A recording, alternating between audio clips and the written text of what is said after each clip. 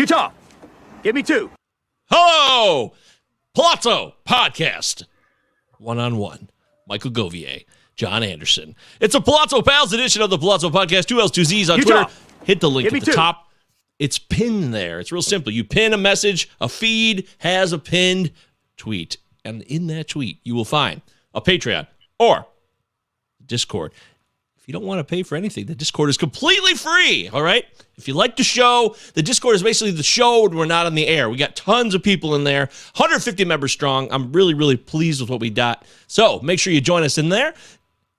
And maybe you'll hear from today's guest in there once in a while. Who knows? Maybe he'll pop in. He's a guy who's known for his data-driven analysis.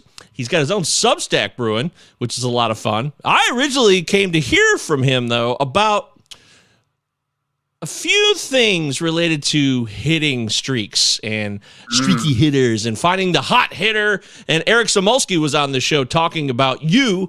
And I was like, oh, wow, that's some interesting stuff. I like what I'm hearing here. So, John Anderson, welcome to the Pallazzo Podcast, your debut appearance. How do you feel?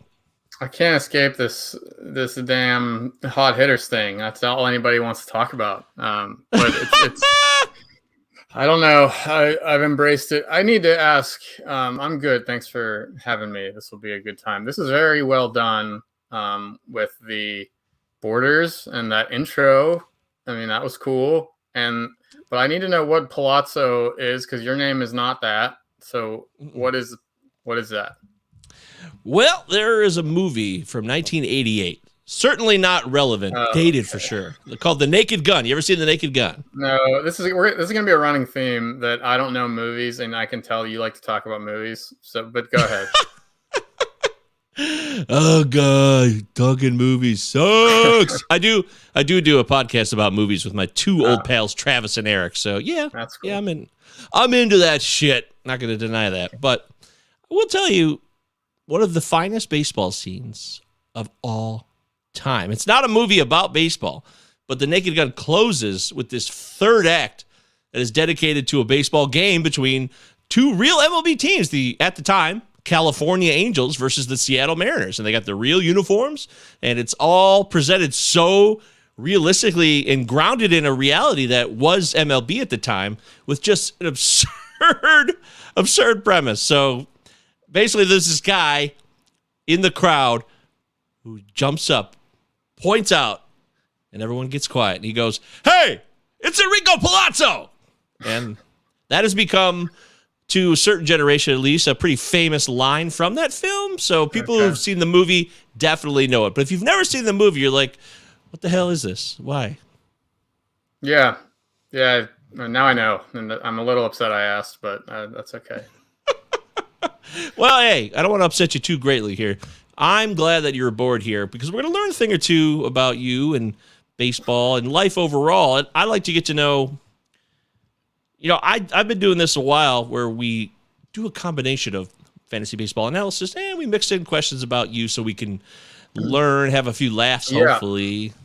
And I like that a lot, because I started a podcast this February because I was like just getting a little bit, I used to work at a normal job, still have a normal job, but now I work from home full time remotely. So it was just kind of wearing on me a little bit that I wanted to talk to some adult men more so, because I have 2 kids and a wife, so it's not like I'm never around people, but I started it mainly for that reason, to talk, and not just about baseball either, but it's been mostly about baseball, because that's what people want to hear from guy. The reason I have a following, and you as well, probably, although you do movies and stuff, but whatever. The people that follow me is because they like my baseball stuff, but I like to talk about other things. So that's good. I'm excited for that part of the show here.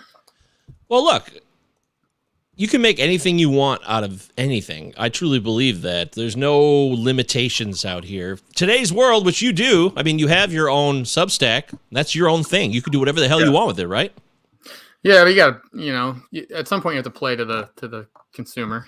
You can't just really go off the wall crazy, but you're right. I don't know about that. It depends what you want. What's your bottom line, Yeah, you have to do what is best for the product, I guess. And it's not like I'm not depending on that to feed my family or anything like that by any means, but still, like, if I just brought a bunch of people in to get my baseball stats and all that stuff every day. And then I'm just like dumping my religious beliefs, although I still do slide those in every once in a while. But if I go like too over the top with that, I'm going to, I know people don't want to hear that. And even if they humor me, it's like, I'm not really doing the right thing. So, I mean, you will get a little bit of that if you read my notes, like once a month, maybe I'll slide something in there. But I don't want to go too over the top with it. Well, it does say in your bio, the Christian, right? Yes. Okay. It's right there. Well, look, it's there. Ain't no secret. So people are going to know where you come from, but it doesn't mean it has to define every single thing you do. It's a part of your existence and a part of your beliefs. Well, if you're, I respect that. If you're not a Christian, then I need to leave the show right now. So if you could please. Yeah. All right. We'll see ya. I'm a Jew. Although I was baptized as. Yeah, I'm baptized as a crazy Catholic, actually. That's how it started for me. But my mother and my father were a Jew and a Catholic at a time when a Jew and a Catholic getting married was very controversial. Right. So maybe that's why things didn't work out. But look, I'm glad you're here because, you have some really solid data-driven material that I find useful. I was hounding your Twitter feed, looking it over, and considering some questions for today's show. Because on the Pallazzo PALS edition of the Pallazzo podcast, 2 L's, 2 Z's, Utah, we give me 2. Mix it in. Fantasy baseball and other crap. So if you've been on this show before, we had Chris Towers recently from CBS. Last week we had John Legeza, MLB Moving Averages, who I know you're a fan of. And the goal is to, just see if we can get somewhere that we weren't before the show started. So let's dive into that. We're going to be curious, not judgmental. Have you ever seen Ted Lasso, John? Watched first episode, hated it, quit. Oh, hell yeah, man. Damn! That is the kind of hardcore response I appreciate. That's the first time I've heard somebody say flat out, I hated it. And I commend you for being honest. Thank you, John. Yeah, no problem. Hey, you got it. All right, so let's get it going right here. We'll start with fantasy baseball. A hitter is officially hot when he shows us what? It's an unanswerable question. It's hot it may exist. I don't know. I suspect it doesn't. There's no way to know. So the answer to your question is officially hot can only be deduced in retrospect. You can have been hot, but you cannot currently be hot, at least innocent until proven guilty, right? Like until you can prove that someone can currently be hot. And I know you have to do this whole dance around the definition, and that's the whole point because you can't argue this with anybody without defining the term. But no, I don't really believe that like you can elevate your ability for a temporary period of time. I think that can happen, but I don't think it's explained by whatever hot means. I think you're just getting better pitches to hit, or you're healthier at that point, or maybe. So let's say that, I don't know, Bryce Harper's had a long career. He hits a home run every 15 plate appearances or something. So that could be expected to go on, like every 15 plate appearances on average, he'll hit one. That does not mean that every 5 games or every 4 games he'll hit one, right? It's not going to be no home run for 14 and then 1, and then you're going to have clumps and you're going to have streaks, and the average is deduced by the long haul, the law of averages. So when he's hitting 3 in 8 plate appearances, people will say he's hot. I don't know. I think he's just happening random chances, putting those together rather than spreading them out. So, but if you read my notes, if it does exist, I would say that you could probably tell when a hitter in recent days is chasing bad pitches less, hitting the ball harder on average, and making more contact when they swing. So that would suggest that they're seeing the pitches better because they're not swinging at bad ones. They're getting their hands to the bat to the ball quicker and more optimally, and that results in the ball being hit harder. And that second one kind of goes with it, contact rate as well.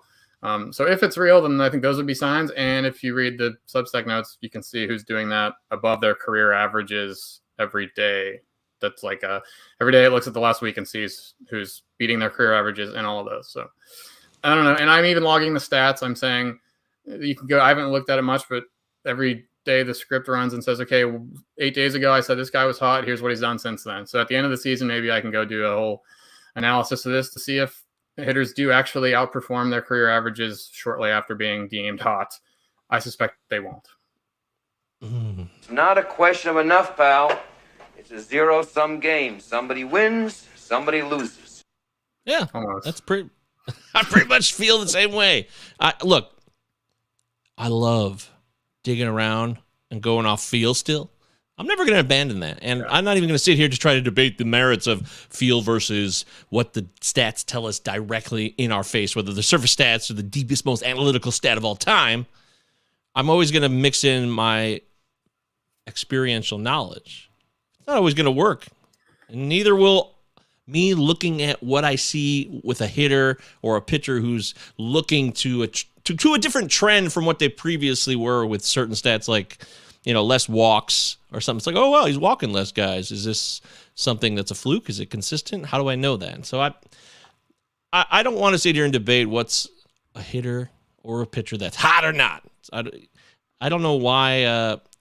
You and Eric have a fun thing going. I appreciate that, but we're not going to focus on that the rest of the show. But I did want to ask that question right off the bat because people like Jared here love you and your Substack. So there it is. It's table leg.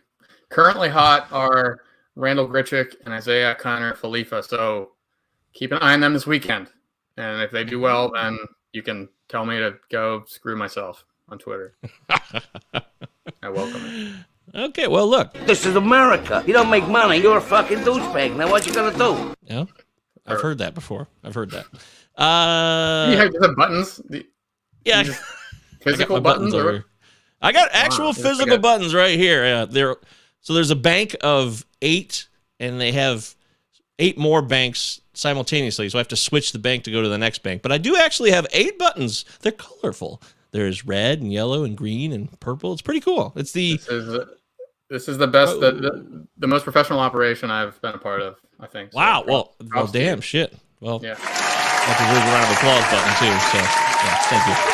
Thank you very much. All right. What about NFTs? Do you own any NFTs? And if so, yes, which ones? But if not, why not? Are you asking me this because of my NFT hate tweets? Yeah.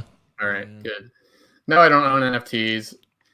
I would like to know. I understand what they are. I understand that it's a non-fungible token, meaning that it's a digital combination of bits and bytes, often in image form or always in image form. But you own the image. You own the original image. So if I have a Word document on my desktop, that's the original. And if I copy and paste it to you and send the copy to you, mine would be the original, and that's supposed to be worth more. It's a scam. I don't know who determines the value. I mean, the value is just based on what people will pay. That doesn't, even the US dollar isn't pegged to gold anymore, right? That's been gone for 50 years. So yep. The US dollar is the same way. It's all based on confidence. Any currency is these days. But to compare that, I mean, that said, it's not close. Like billions of people have confidence in the US dollar, and the NFT is some new trendy thing, and people are paying money for an unlimited resource. I mean, isn't that there's still a finite amount of dollars. I mean, the Federal Reserve wants to push the limits of that, I guess, but they still need, although they don't need paper anymore either. So you can print limitless dollars as well. So the comparison is kind of interesting. But a digital image, I mean, who even determines? Is there like a board that says this is officially an NFT and this is not? Or I don't even understand how that part works. I'd be lying to you if I said I did too. I've seen NFTs. I've thought about creating my own NFT, but I didn't actually want to go through with it because I just didn't think it would be worth my time. Although it'd only take like a minute. I could do a 1-minute video of me just doing like, and someone might buy it for $1. I don't know. So no offense to you, but doesn't that just prove the whole thing? If anybody can just, I don't know. But I guess it's a thing. If you can hop in on it and get lucky and buy one and sell it off, because there's a decent bet that something will be worth more tomorrow than it is today. But if you're like holding an NFT for like the long haul, don't do it. And if you're like a young 20-year-old something guy with a job, like don't do it, man. Just buy some freaking mutual funds and take advantage of that compound interest and at least play that game. I mean, everything might go to shit anyway, but man, I'd rather have some Amazon Apple stock than a stupid picture of myself or someone else. So yeah, it's fair to say that, you know, putting your money in the hands of Wall Street people or investment firms can be very, very risky as well. Although the risk might be less mitigated, but it's still, it's all risky. It's all wild ass gambling at times. We've already seen it in action. And a lot of people, unfortunately, they look at the biggest moment or like the most grand, glorious moment where someone sells an NFT for $60 million, which is just so, it's more ridiculous than winning the lottery, or at least as ridiculous. Yeah.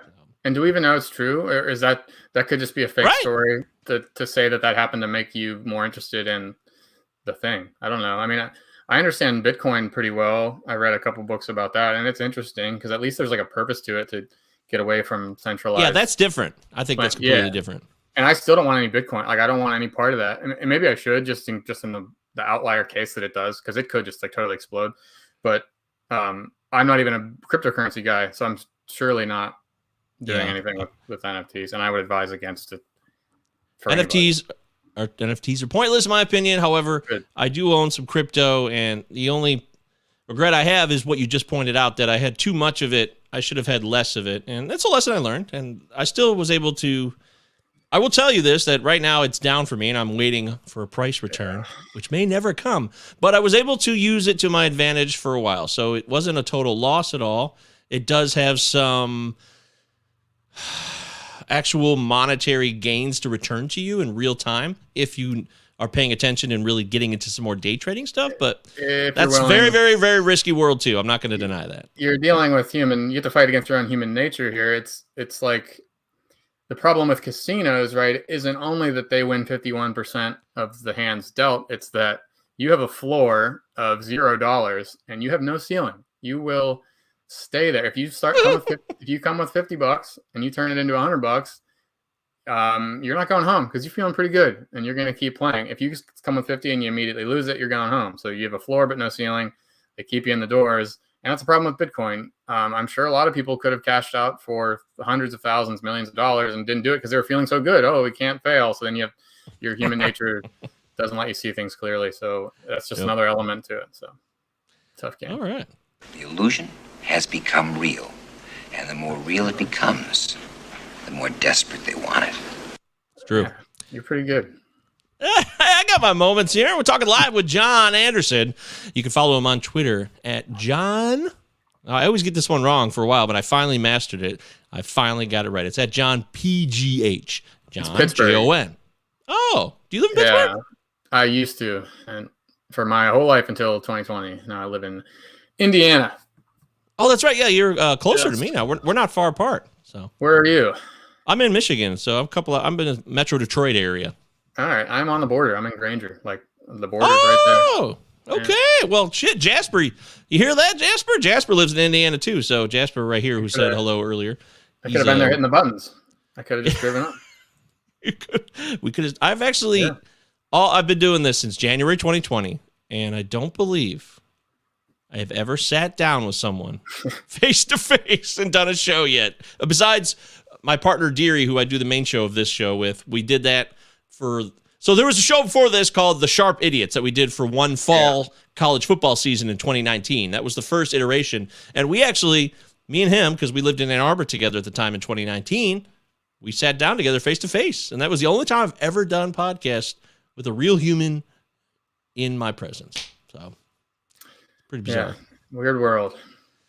Ooh, baby, it's a weird world. So, yeah, follow him on Twitter at JohnPGH for Pittsburgh. And Pittsburgh is a city I've actually been to more than once. I used to have a job where I would go there and work accounts for universities, very tiny colleges and universities that needed software, client relationship management systems. And I learned a lot about Pittsburgh. I rather enjoyed it. It was a good time. I learned about Primanti Brothers. So. Yeah. I lived in the city limits for 3 years and then just outside for 5 more before I moved here. So, all right. How about that? See, we're learning stuff here on the Pallazzo Pals edition of Pallazzo Podcast. 2 L's, 2 Z's on Twitter. Utah. There it is. I Give me 2. hit that button a lot. It gets a lot of run on the show. It's just how it is. John, Matt Carpenter will be blank in September? Now, I know this is a very difficult question to answer, but I just want to kind of see where you would go with this because that's part of the fun. So Matt Carpenter will be blank in September. I think he might have found a niche. He knows that the way to stay in the Yankees lineup is to hit a bunch of fly balls to right field. He's done that so far. He knows who he's not, and I think he's just going to keep trying to do that. In September, I think he's platooning, striking out a little bit more, but still hitting some home runs there. The power's pretty legit, 17-something% barrel rate and a contact rate in the mid-70s. So those are the two things I like to look at. If you read my stuff, you'll see that a lot. And I have a scatter plot on the old Tableau that plots everybody's contact rate and barrel rate. And Carpenter's up there, and he's got a red dot, which means a high hard hit rate as well. So that's a good combination. Not a lot of plate appearances, but those two things, if you can do that for even 50 plate appearances, I believe at least a little bit. But platoon probably by September. Platoon. Is that your term? Have you copyrighted that? No. Trademark? No. You should. I don't even. You should. Okay. I'll try. If I ever hear it again, I'm going to say it's from you. So platoon? Yeah. That's very, very commonly used term. I feel like you're using the way you're saying it I thought you were mixing the words. I thought we would come up with something here. No. Plateau/platoon in a way. So like a platoon is like the player is kind of plateaued out and a platoon is incoming or pending. That's what I was thinking. You can have that. You can have that. Oh, maybe we'll create it together, Okay. Why not? Teamwork, John. We'll go sign the paperwork. Come to Indiana, though. I think the taxes are a little lower. We'll do it here. Yeah, Michigan taxes. Boy, that's tough. Well, there you go. That's the Matt Carpenter discussion right there. The more you know. Nice. All right. How has Russell Crowe impacted your life? I feel like it's probably very minimal based on the earlier conversation we had. I gave away the lead earlier. I do like A Beautiful Mind. I have a very specific movie type, and it's about when geniuses find themselves in very interesting, dangerous situations. Like not even just geniuses, but like unexpected geniuses, or some kind of story like that, like Good Will Hunting, like that 21 movie about blackjack, right? Like a Beautiful Mind. Kevin Spacey. He's canceled though, by the way, right? Yeah. Okay, but you can just if you can just go like this when you're watching it and block him out, and then you're still allowed to watch it as long as you don't see him or have any positive thoughts about him, I think. But there's a scene in A Beautiful Mind where he plays Go against one of the other college genius students. And he says he loses, but he says, how could you could not have won. I played the game perfectly. And I don't know if he did. I don't know if that scene is that he didn't actually play it perfectly, but I think probably he's smart enough to, he knew the optimal move every time. And Go's although it may not even been Go. I don't know what game it was. Do you know this movie? Sure. I haven't seen it in a long time, though, so I don't know what the game was either. I don't think it was Go, because that Go is like an impossible game to know the optimal move in or something, because there's trillions and trillions of iterations. But whatever. He says, I played the game perfectly. My play was perfect. You could not have won, but he lost. So that kind of just tells you that sometimes in life and in fantasy sports more so, or even raising kids or whatever, like you can do everything right and still not get the result. And that doesn't mean that you shouldn't continue with the trust the process thing is lame. That's I don't like to speak in glib terms like that, but it's somewhat true sometimes. So I didn't know you were going to say that. Yeah. If you have worked with something and you think it works and you know it works, just because the results aren't going to be there. I mean, you're going to lose your fantasy baseball leagues every, I don't know, 1 out of 3 times. Even the best players won't make the playoffs or they'll win the league not even half the time, right? So that's a life lesson. Especially in head-to-head. Bad luck coming your way. Yeah. That's fair. The best players win, like 60% of head-to-heads, even in these kind of things. So it's a long game. You got to just trust the law of averages like we talked about. That's my answer. That was a pretty good answer. Bless you, boys. No, that was a great answer. Absolutely. Right. Absolutely. Right. You mentioned Good Will Hunting? Let me tell you something. You're suspect. Yes, that's perfect. There you go. That's why I love that movie. Everyone loves Good Will Hunting. So you're cool now. You fit in. You make sense. You belong. You are a movie lover. It's official. But I think about my home league is head-to-head. Yeah. And I've been in it since 2014.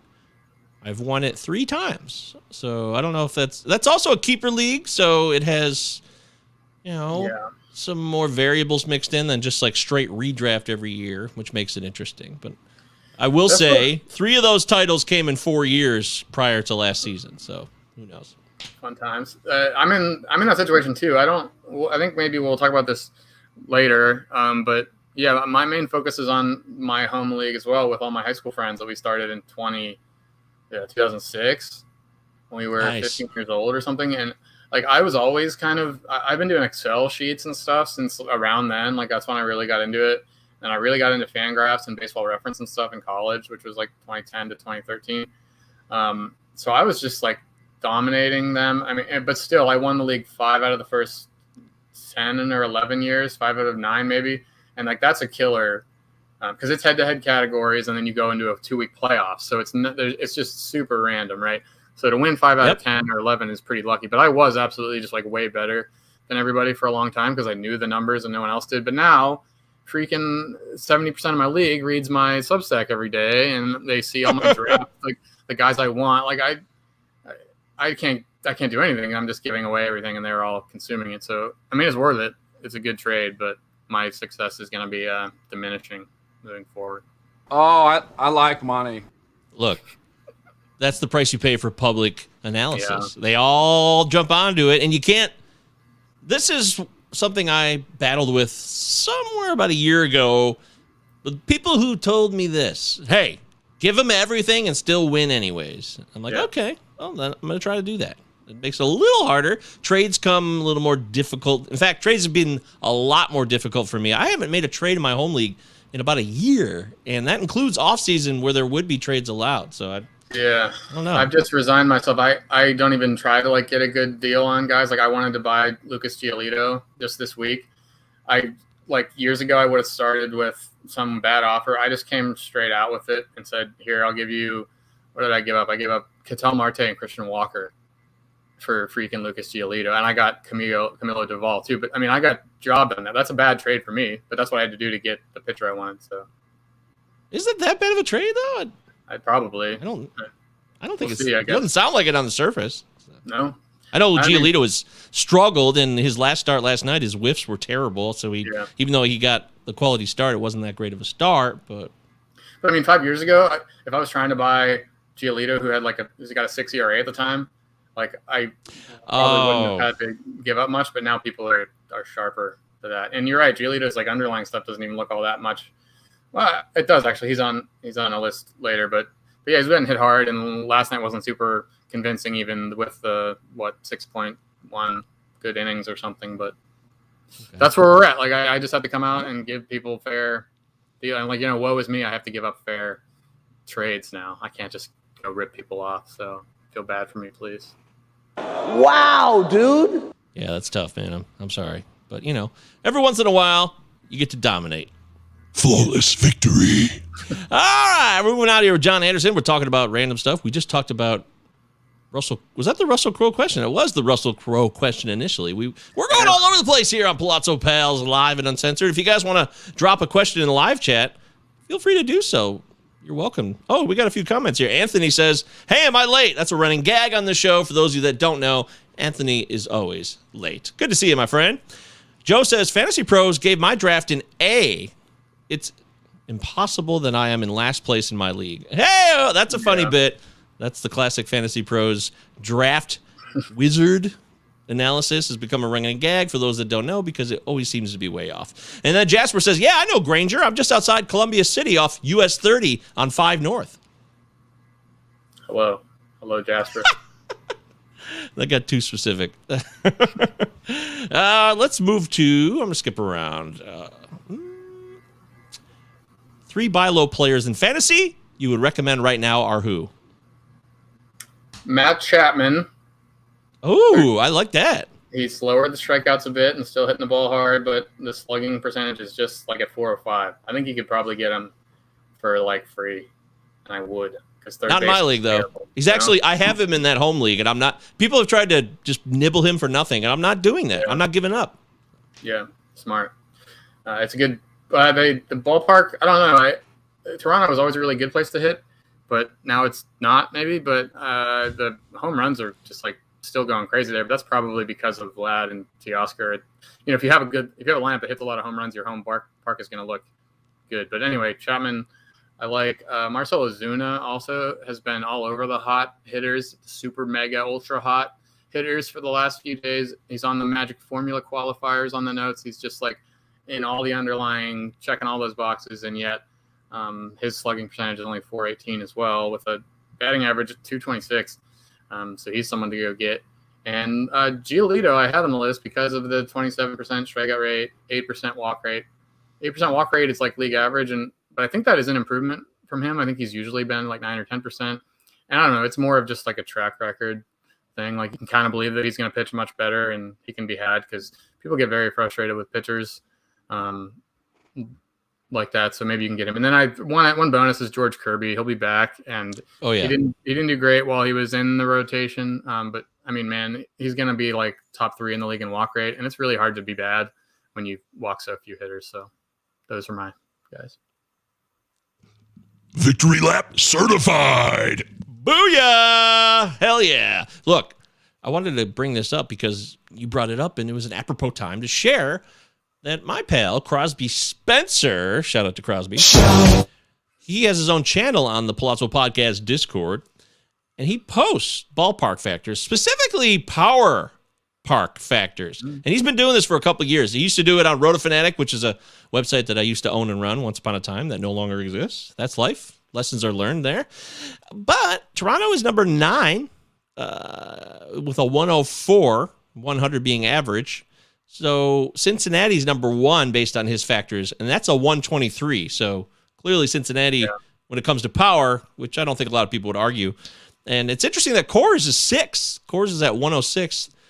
Who do you think would be in the top 3 beyond Cincinnati in power for power parks this year? Milwaukee's 7th. That's a good one. Yeah, that's fair. Yeah. Really? That's close. That's still good. Yeah. Yeah. I mean, I guess Yankee Stadium is usually up there. That's this year, according to Crosby. Remember, this is Crosby's own shit. So he's got it at 100, like middle of the pack this year. And these numbers were ran 2 weeks ago. Okay. Just I wonder how they're calculated, because there's a lot of ways to do that. Some right, some wrong. Big time. He's big into X stats and doing his own. He does it his own way. You're right. So we have I'm sure he could explain it to us if he was here. But tell me the top 5. Top 5: Cincinnati number 1, Houston number 2, Miami number 3, Chicago Cubs 4, and the Diamondbacks 5. That doesn't make a lot of sense. But he's got the emoji with the eyes that are popping out. You know that thing.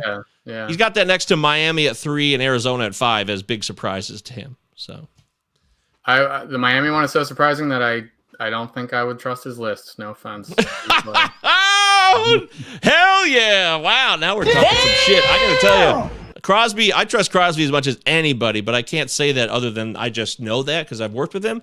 But in fact, maybe I'll have him on the show next so we can talk about it in great detail, because how he does it and how he creates it, I'm all for it. John has a great podcast. Would love to see Rick Poundstone on your show. Very funny. Yes. Yeah. Do you know about that guy? Do you know about Rick Poundstone? Oh, sure. Who doesn't know about Rick Poundstone? Well, I just encountered him, and I don't know what to do about it. I think I am going to have him on, but I'm like terrified. Do you really want to spend an hour with that guy? I don't know. It's like 10 minutes max. I mean, I'm not crazy. Okay. Yeah. But all right, good. That makes sense. It's like it's a troll, right? I guess we can't. I guess you don't talk about Big trolls time. live. Oh, we talk about trolls. We can talk about anything. But is it like rude to say that to someone who is like a troll account? Should you just always act like it's not? Isn't that the appropriate way to go? That's what he's doing. But he knows he's trolling too, so that's why he does not break character. He does not break even in no. Yeah, no, he doesn't. That's the thing. He's taking it to the extreme, and there's some people who hate it. I know a couple people I've seen on Twitter like legitimately pissed off and don't even engage with him because they're so not into it. And I know the guy who does Rick Poundstone pretty well. Oh, and his whole point, I'll talk about that off the air with you just so I don't expose Rick. But what he's done is basically just something he thought was needed because, everybody seemed to be taking themselves a little too seriously. And I can appreciate that, but I don't love listening to Rick. I'm going to admit that freely. I can't do it.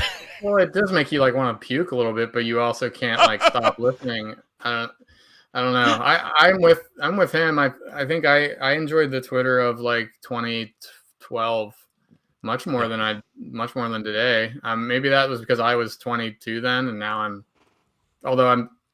I guess no, because I would still like it better if it were that way, where you could just like be a total jackass and people wouldn't like. Not to say that you should be able to be offensive and mean, sure, but to say that people should understand that that's where we're at here, and there's an expectation of this, and you should kind of not be so sensitive about it, and you should be able to make jokes and have it assumed, have yourselves given the benefit of the doubt that you're not trying to be malicious or bullying or whatever. So, absolutely, I don't know. It was more fun back then, but it's still good. I still like Twitter. It's all about how you engage. It's up to you. You can be whatever you want to be. I stand behind this. And I get a lot of people who come to me and say, "Oh, I love you. You're so positive. You got so much positivity." But I find I'm a very honest and real person. I'm not out to slander people either, but I'm not there giving, rainbows and puffy clouds of happiness all the time. I talk very honestly and authentic about my life, my experiences, the pain, the brutality. I like to crack jokes. I'd like to have fun at other people's expense if I can, but it's a very delicate thing to do on there because I don't want to engage in ad hominem bullshit or any other stuff where it just there's no way to find common ground when you start to have disagreements on Twitter. And if you enjoy watching those fireworks, they still exist. You can find them all over. So go to town on that. But I purposely have avoided doing that. I mean, I'm not averse to it, but I have a ability because I think things. I mean, I'm an adult. Everybody has opinions, and but I can get away with it. And there is a way to like disagree with people and argue with people without it being so like lame. I mean, you're probably not going to change anybody's mind or whatever, but I do think that I can like at least put out a different perspective or the one that I have, and then at least like lay it out to make it clear, at least so you don't have to necessarily like, I don't have to convince you, but at least you can see that, hey, these other people think this way. And like, here's how it actually makes a little bit of sense if it's laid out. And then the key is that your emotions kind of get gone. For whatever reason, I just don't have that in me. Like I don't get angry at people, especially strangers. Like what? So I just have that ability to like argue calmly, and that's good. So I don't, I could do that too. I appreciate that tremendously. You can't control the other people. I don't want to control the other people, but we're talking in vague terms here. So if I said something controversial about somebody, like if somebody listens to this show and they said, you know what Govier said about this was pretty stupid, and here's why, A, B, and C, I would be totally down with that. I would be happy to engage in that discussion. The problem is, in the public sphere, it could be taken away from you rather quickly, and it can go in another direction entirely. As soon as somebody jumps in there and says something like, yeah, that guy's a piece of shit, and then it's like, uh-oh, and then it just could be lost. So I appreciate what you're saying, and I'm with it, but I'm also glad that inadvertently, I've been able to have this persona or this, at least this offering to people who do appreciate it. I've gotten a lot of DMs, people saying, I really appreciate your refreshing point of view on a lot of stuff. So as far as I know, what I do isn't stale, even if it is considered pretty positive, which I'll take. Because the one thing I don't want to be, no matter what it is run-of-the-mill and just saying things that are contrived and cliche-ridden, because that would be hell on earth for me. Yeah. The problem is with that, just to touch one more thing on it, is that the middle of the road people like yourself maybe, and I guess like myself too, the calm people that they understand that like internet fights aren't worth my time. Those people that understand that, and that's probably 80% of the people, and those are often like all the people in the middle. So all those people exit the conversation, but what's left over is the people that are on the extremes and can't control themselves. So it makes it seem like this is our world where we're so divided down the middle and there's no like way to argue, but it's just not the case. Like if these people were in person, or if they could stay on topic, or if everybody was joining except the extremes, like, right, it would be so much different. So it's the Twitter thing, like online, it's just not an accurate picture of the real world whatsoever. But that seems to me what's happened and why it's gotten so bad, because all the people smart enough to have a good conversation just don't, because they don't want to waste their day because they're smarter than that. So I don't know, a little paradoxical. It's beautiful. That's right. We learned more. I didn't want that one, actually. We already used that. I hate repeats. That is so fetch. There we go. That was fetch. I dug that. Thank you. Also, we got some commentary. You guys can be a part of it if you want. JS says, I can confirm John's podcast is great, and he has awesome guests! Exclamation point. I'm emphatically using the exclamation point. Good job. For those of you that are hearing the audio version of this. Jasper says, Poundstone is a character. Get me laughing my ass off quite often. Okay, well, that's... Jasper, we might disagree on that. Jared says he's fun in small doses. Okay, yeah, I would agree with that. He's fun in small doses. That's true. All right, we're moving forward here with John Anderson. Follow him on Twitter at JONPGH, JON PGH. That's not JOHN. No H in this John. Yeah. H free. Basically his entire life, right? Did you originally have the H and lose it, or has it always been this way? My name is Jonathan, JONATHAN. So. Boy, I don't even remember the last question we had. Oh, it was 3 players. I believe it was the 3 players question. So let's try. Your favorite member of the Wu-Tang Clan is who? I don't know anything about the Wu-Tang Clan. I know I should. Sorry. I'm not like, I did listen to a lot of Christian music growing up, but I did get into rap a little bit, but it was like Kanye and Lupe Fiasco. And that was Lupe, it. Chicago's finest. And I was probably a little bit too late because I wasn't allowed to listen to any rap. Shout out to my parents. I'm sure that worked to my benefit. So no, I don't have a freaking anything to say about the Wu-Tang Clan. I apologize. You have failed. No problem. We'll just move on. Why are tracking barrels so important to your own your own fantasy baseball analysis? It seems like we know why barrels could be useful, but I'd just like to hear your take on the value of barrel analysis.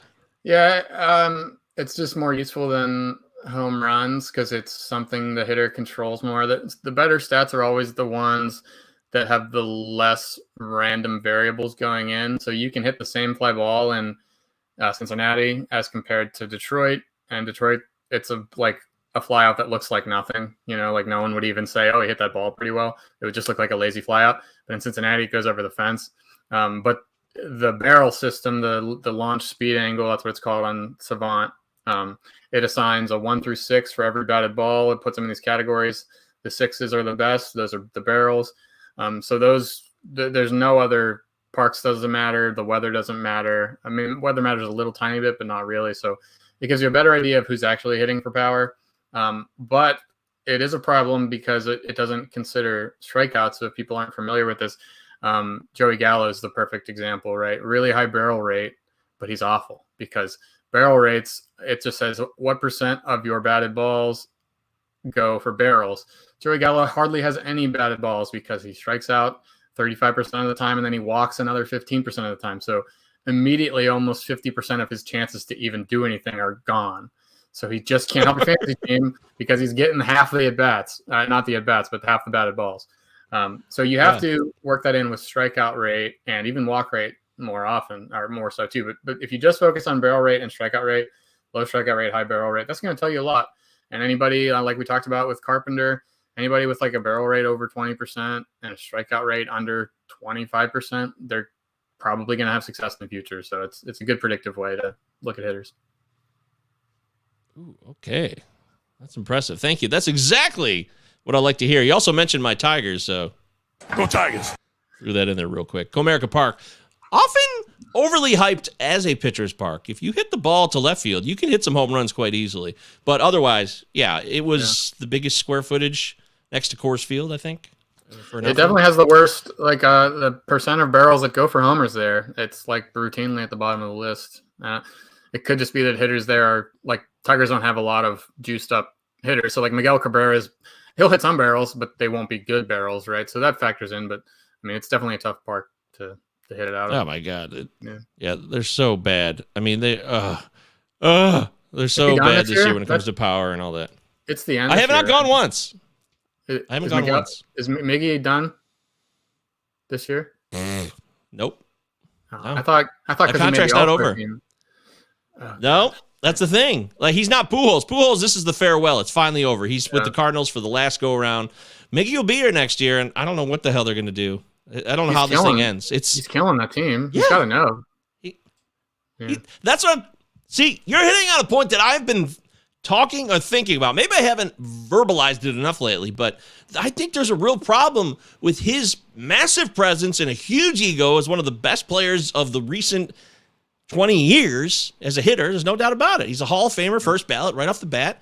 And that's a guy who's hanging on, but also demands probably a lot of the same, like, his personality hasn't changed, or who he is. He doesn't probably understand, hey, I'm in a situation now where it's over and we're trying to transition to a new era. And those things do happen. He's part of the leftovers of a team that was on a great run. Once he showed up around 2008, the team had a World Series appearance, a lot of playoff opportunities, didn't quite work out.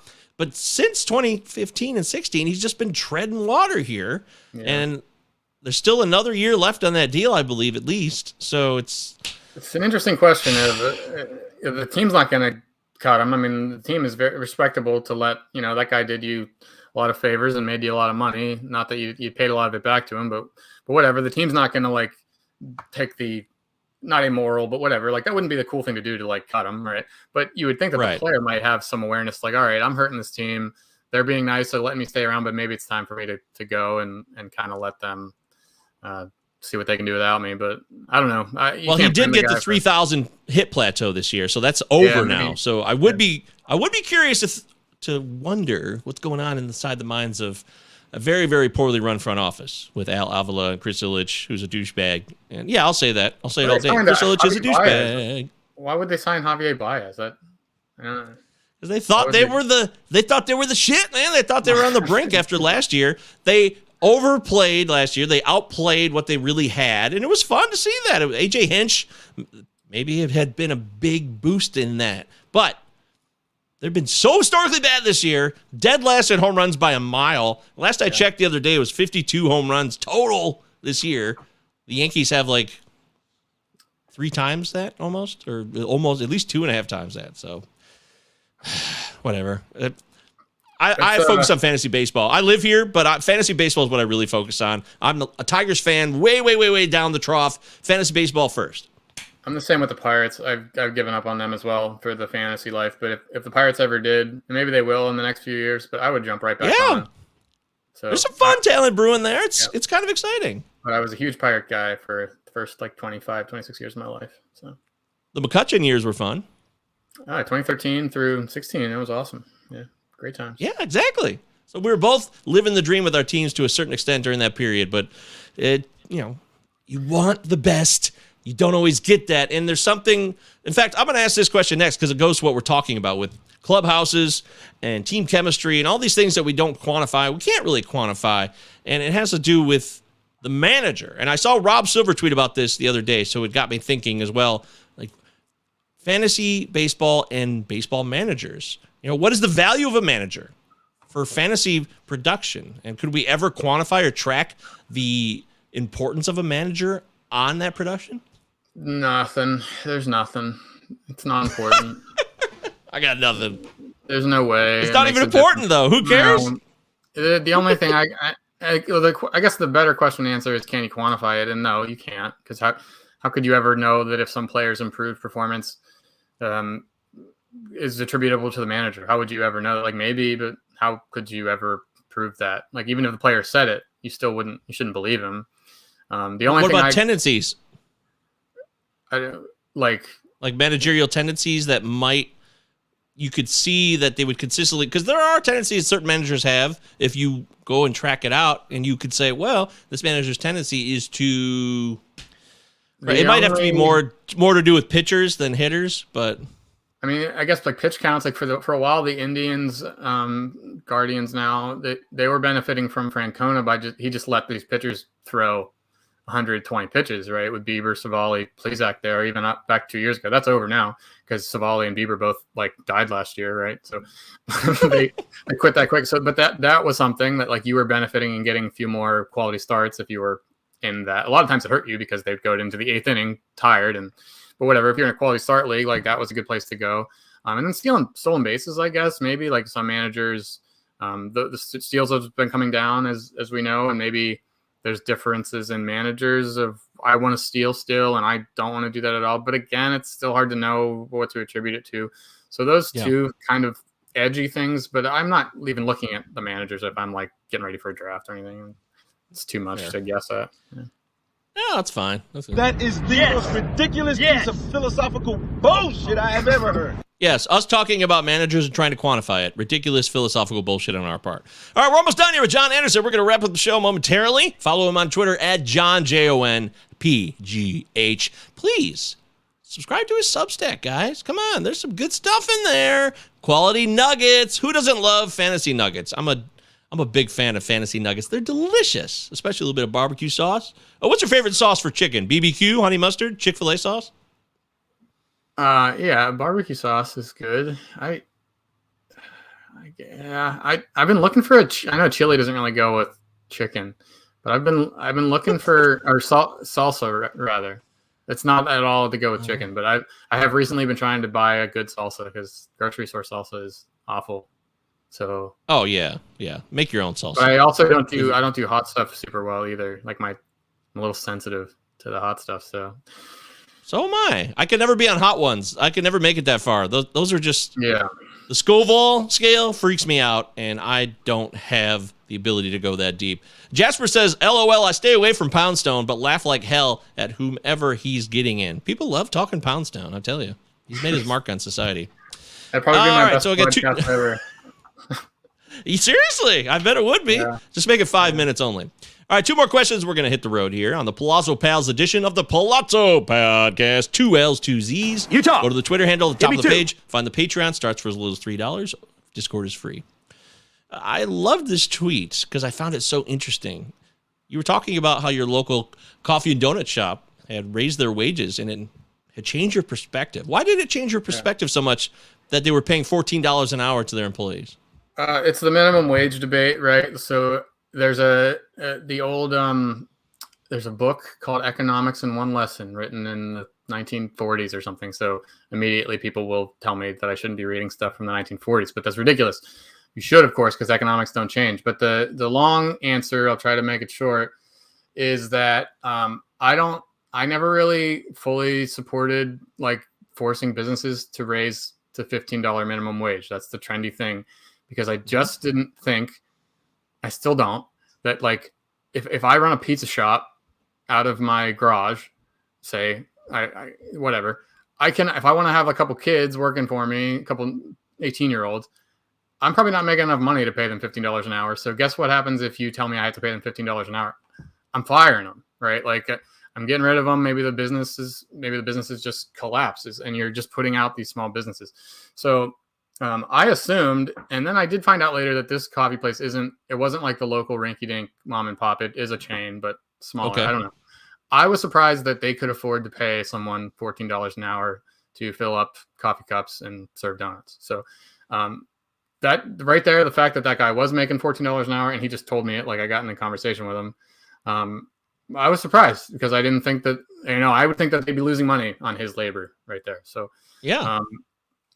So that made me like a little bit more accepting of like, okay, maybe these companies have just been like paying people $7 an hour because they can while they're making like $25 an hour off of them. I still don't really believe it, but it opened my eyes a little bit like, okay, this little coffee donut shop is making a better profit margin on coffee and donuts than I thought. Still don't really think that you should force every business nationwide to pay people $15 an hour because I think you're just going to get people fired. And unemployment's going to go down, and the big corporations that can't afford it are just going to take over more than they already have. So it's just not that easy of a question, and I'm willing to debate it, and I'm willing to be proven wrong. But I don't know. People just make that one so simple. Like everyone should get paid $20 an hour. It's like, that's nice, but it's not feasible either. So that's my answer. Wow. Well said. Okay, cool. Very, very cool. The money in your account. It didn't do too well. It's gone. It happens. Yeah. Look, I think there's a lot of variance and variables in there too, and you alluded to that. I don't think you're saying it's universal or absolute. So I just appreciate that when someone says that publicly, like, hey, I thought one thing and now I'm reconsidering after some new evidence. I just admire the hell out of that because you just don't always get that. So kudos to you for saying that. Seriously. Finally, the final question on today's Pallazzo Pals podcast. Actually, it's a live stream too, so it's really a show. This is a show. This is a show. This is a show. Okay, wait. I'm gonna ask two real quickly. So this one's why does Zach Gallen lead the National League in hit by pitch? Somebody has to. Someone's got to lead the league. Okay. There's no answer for it. That's a great answer. I was gonna answer this question. I looked up the list of hitters that he hit, and I was gonna see if it was like all like Dominicans or something. And I was just gonna say like, well, he must hate Dominicans, but it wasn't. So yeah, it was not a bigoted or like biased or discriminatory thing. No, that's good. That's good to know. He's very inclusive of who he's plunking. Yes. So good for him. Way to go, Zach Gallen. You're plunking everybody equally. I appreciate that. He does lead the National League in hit batsmen. Fascinating. And then finally, what website occupies the greatest percentage of your total screen time in any given week? Twitter by far. By far. I've fallen into it. Yeah. It's Twitter. I don't have I work and I write and I have 2 kids and a wife and I run and I read books. So I spend too much time on Twitter, but I try to like make that at the expense of other things rather than like the stuff I just mentioned. And I'm way too into it, man. It's fun. Like people say, and I will be the first one to say as well, like social media is terrible for young people and they shouldn't be on it. Especially young girls, like even more so. Like I think that stuff just completely can ruin your life and you should keep your kids off of it. But I think I grew up in you're a little bit older than me, it seems like. So we kind of missed it, right? Like we came up through our formative years without it and perfect. So I can handle it pretty well. And I have a lot of good, like interactive followers that I appreciate and a lot of good people that I follow. So it's interesting and helpful. And it doesn't like get me bent out of shape or I don't lose sleep or anything like that. So I've found a happy medium. So Twitter's a lot of fun. Not to say that I shouldn't cut back, but that one. And then in college, though, do you remember Sporkle.com? Of course I do. The trivia site, man. Loved it. I'm sure it's still going, but yeah, that site was awesome. Still is, and I would sports ones, like every single sports possibility. I tried to do them all.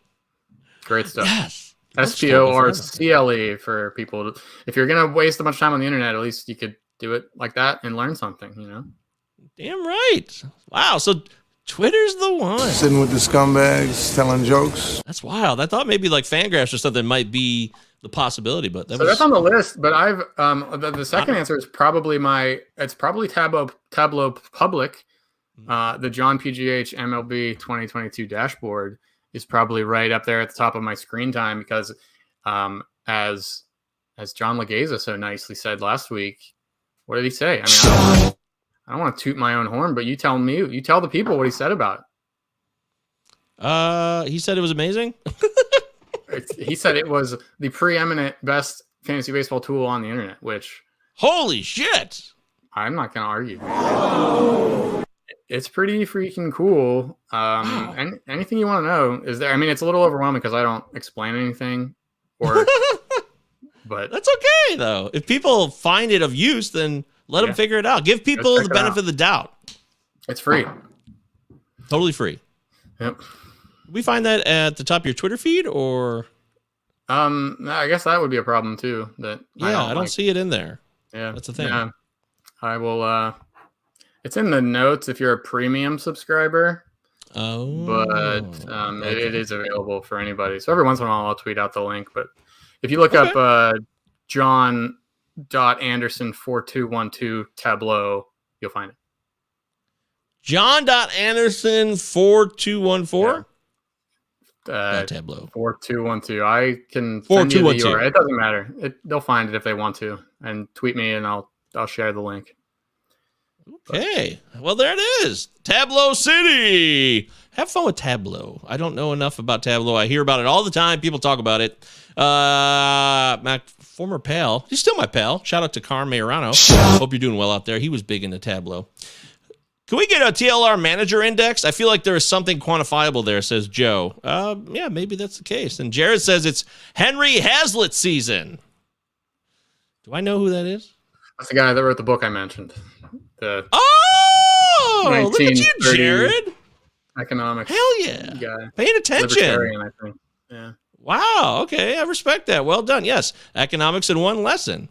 It is a question though, right? Like what if someone wants to work for $5 an hour and I want to pay them that, why should the government tell us we can't do it? Well, there's nothing wrong with that per se, but the problem is that the government not the government, but the private industries will take advantage. And they will all try to make it that way. If not everyone's going to be generous. They'll usually go to the lowest floor. Whatever the lowest possibility is what they'll do. There would have to be collusion, and then I think there are laws against price gouging. Very possible. Collusion. I think it's very possible. Look, private industry is I think it's difficult to trust them to do the right thing, but I also don't trust the government to be the arbiters of what's best for economics. So we're really caught. Yeah. Is there a third option? Is there somebody else where we can go here? They say Winston Churchill said democracy is the worst form of government except for all of the others. That's how I feel with capitalism and laissez-faire economics. Like you can poke holes in it, but man, there's not a lot that works better. So thanks for letting me talk about all this stuff. This hell yeah. Me saying this stuff makes a lot of people very angry too. It's pretty interesting. People get pissed at you, like they tweet at you or they DM you, like, "Hey, what are you doing?" If I have anything critical to say about like minimum wage laws, it's happened a few times. Like people come at me, mean. I think having a discourse about it is healthy. Yeah. And if there's a disagreement about it, don't take it personally. Just dig into your argument and find more relevant evidence to support what you want to say. Maybe. No doubt. And we can't. Capitalism at its finest. We can't do anything about it anyway, so it is kind of fraud at the end of the day, but it's fun to talk about. There it is. Now the truth is out. I knew it. There it is. We got John on the record, uncensored today. I hope you learned a thing or two about John Anderson, and maybe you found it to be somewhat entertaining. You never know. Make sure you follow him on Twitter at JON. PGH. John, I commend you for your honesty, and you don't back down. You just tell it like it is. You're not a dick. You're very even keel, which, for me, I'm clearly not even keel. So I welcome people that they find that balance, or at least it appears that you have a balance that you express to others, and it doesn't matter what we're talking about. We could talk about minimum wage, we could talk about hitters that are hot or not, or we could be talking about anything. So I really appreciate that. I've enjoyed this conversation, and this has actually been one of the more challenging conversations that I've had because, we didn't agree on everything, but I really found a lot of value in what you had to say today. So thanks for that. And we are close enough to feasibly drive and fist fight about it too, and we didn't end up in a fist fight. So I think you would probably win that. You'd probably win that fist fight. No, I wouldn't. Just because I weigh 80 more pounds than you doesn't mean I have an ounce of rage in me. I'm very passive. In fact, I've never punched anyone in the face in my life, ever. So yeah, same. I find violence terrifying. I love sports violence. I love to play football, and I love to get out there and hit people, but I just don't. It's too terrifying. Violence is real one-on-one or group violence where you have to defend yourself or attack someone is so intense, man. People, they talk about war, they play Call of Duty. You have no idea, people. You have no clue. You really don't. If you've never even experienced a fight, which is something I've been punched in the face, but I've never hit anybody. So don't fight and don't buy NFTs and go trade for Matt Chapman. This concludes. Hell yeah! This concludes our broadcast day. Thanks so much to John. Guys, follow me on Twitter, MJ Govier. Pallazzo Podcast, 2 L's, 2 Z's. Give me Thanks two. everybody in the live chat for chatting with us, and we'll catch you next time.